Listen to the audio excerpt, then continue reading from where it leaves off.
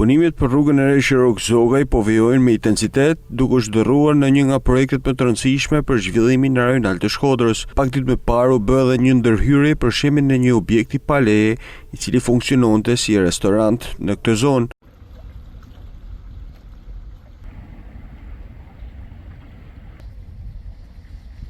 Megjithëse ky segment akoma nuk është përfunduar së rikonstruktuari, kjo rrugë panoramike po frekuentohet nga shumë qytetarë për shëtitje.